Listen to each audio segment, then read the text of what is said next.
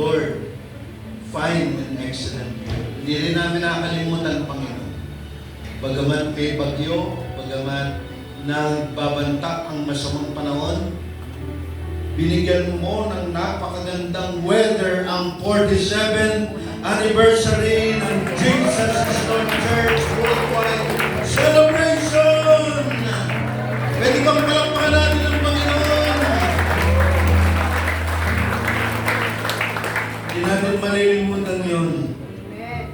Salamat po, Panginoon. Nung last Saturday, you gave us an excellent weather. Bagamat may ambon, subalit hindi nagtuloy. Nung alas 10:30 ng gabi, saka pumaspas ang ulan, tapos na ang anniversary ng J-Rider. Kitang-kita namin dito, Panginoon. Totoo nga po ng pinaglilingkuran ng iyong mga anak ay buhay at makapangyarihan Diyos. Na hindi bingig, na hindi kaigsi ang kamay, Panginoon, na lagi kaming dinidinig sa aming mga panalangin. Pagpalain niyo po ang aming naging tagapagturo, Dr. Ellen Borromeo.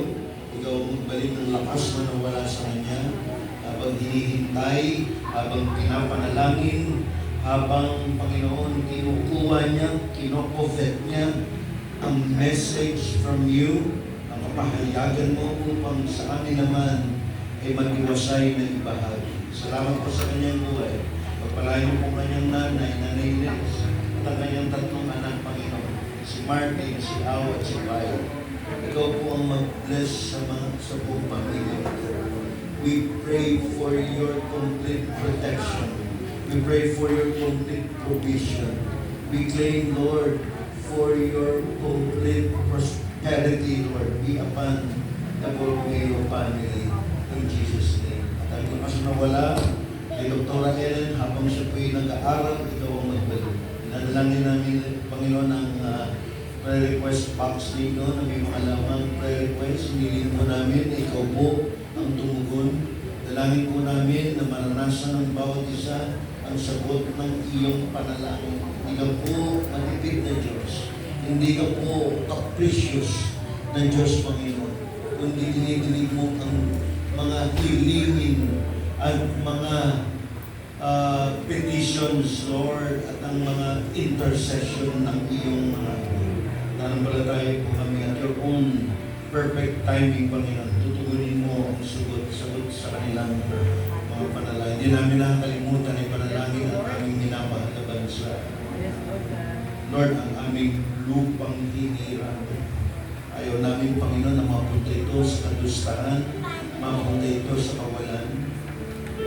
Piniling po namin, Panginoon, pagpalain niyo ang aming Pangulo, ang aming Vice Pangulo, ang lahat ng nasa gabinete, to the executive, at maging, Panginoon, sa legislative, Lord, ang mga senators and congressmen. Dalangin ko po, Panginoon, maging sa judiciary, lahat ng maestra at sa Supreme Court, sa Court of Appeals, at dyan sa Sandigan Bayan. Nawa po, Panginoon, ng every Panginoon, branches of this government to the Republic of the Philippines ay magkakaisa, Panginoon. Hiling po namin, Panginoon, ang kaliwat kanan, Panginoon, na pagtatalo, pagtutunggali, Panginoon, iwakasan mo na sa aming bansa, Panginoon. Bigyan mo, Panginoon, ng pintuan, ng durungawan, Panginoon, parte ng dyan na nariyan sa kalangitan ng Pilipinas ay ibusang pagpapala sa pangalan ni Jesus. Magkaroon ng breakthrough, so God, magkaroon, Panginoon, ng pagdinig at paglapit sa Diyos, pagkakilala sa Diyos sa pangalan ni Jesus. Alisin mo ang hidwaan, alisin mo ang talunan, pagtatalo-talo, Panginoon, ang paghiganti, Panginoon, ang anumang pakana ng kaaway to the spirit realm. Lord, alam namin, Panginoon, itong lahat ay gawa ng kaaway. Hayaan mo, Panginoon, na ito ay talian doon sa spirit world. Ang nangyari dito, Panginoon, sa physical world ay magkaroon ng magandang kinabukasan ng bayan ng Pilipinas. Higit sa lahat, Panginoon, ang mga kapos ang mga walang kakayanan, Panginoon.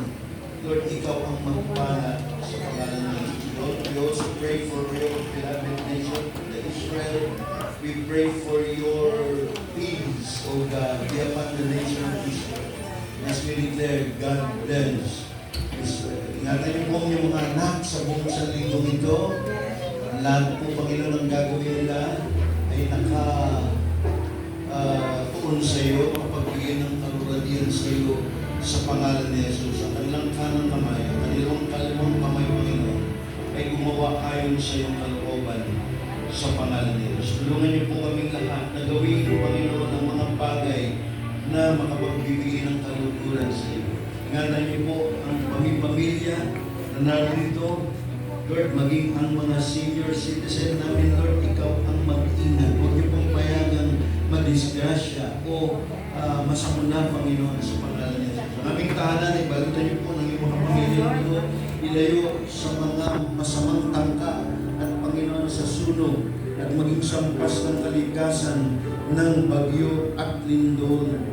We pray ang iyong mga anak ay lagi mong lulukuban ng iyong mayabong na pakpa, ng iyong mayabong na pagliligtas sa lahat ng oras at sa lahat ng panahon sa pangalan ni Jesus. Salamat po, nananampalataya po kami right now as we declare, as we decree ng mayamang pag-ibig ng Diyos Ama, ang walang hanggang pagpapala na walang katapusan at ang walang hanggang kaibigan ng Banal na Espiritu Santo sa aming bukas ngayon at pagpakailan ngayon, bukas at pagpakailan naman, ang lahat ko'y sumigaw ng malakas na. Lahat ko'y sumigaw at mag-agree ng malakas na. Amen!